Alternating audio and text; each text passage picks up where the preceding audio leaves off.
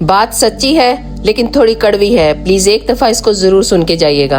السلام علیکم گائز، ہم اپنے پیارے نبی صلی اللہ علیہ وآلہ وسلم کی کون کون سی باتوں کو جھٹلا کر اس دنیا فانی کے پیچھے بھاگتے رہیں گے؟ کبھی سوچا ہے وہ نبی جو نزا کا وقت آیا تو جبرائیل کو فوراً حکم دیا کہ جاؤ اللہ سے پوچھ کر آؤ کہ میری امت کے ساتھ کیا سلوک کرے گا؟ جب موت کی تکلیف کو برداشت کرنا پڑا تو حضرت جبرائیل سے پوچھا کہ اے جبرائیل، کیا میری امت کو بھی موت کی تکلیف برداشت کرنی پڑے گی؟ راتوں کو اٹھ کر یہ دعا مانگنا کہ یا اللہ میری امت کو بخش دینا، یا اللہ میری امت کو بخش دینا۔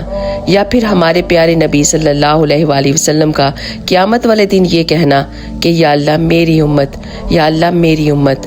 کون سی امت؟ میں اور آپ، جن کو نماز کی ہوش نہیں ہے، جن کو قرآن کی ہوش نہیں ہے کہ اس میں ہمارے پیارے رب نے کیا ہمیں فرمایا ہے، جو ایک دوسرے سے بڑھ کر آگے نکلنے کی کوشش میں لگے ہوئے ہیں۔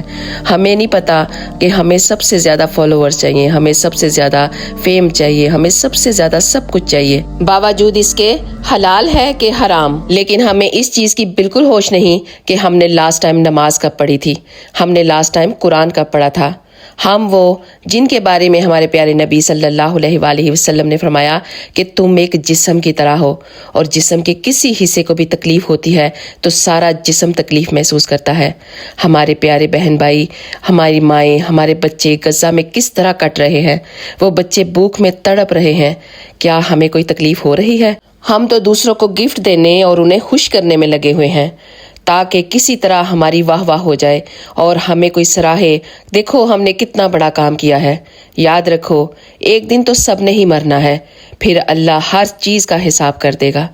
اگر آپ کو یہ ویڈیو پسند آئی ہے تو پلیز ایک دفعہ اس کو شیئر کر کے ضرور جائیے گا، ہو سکتا ہے کسی کا ضمیر جاگ جائے اور کوئی راہ راست پہ آ جائے۔ آپ سب کا بہت بہت شکریہ، جزاک اللہ خیر۔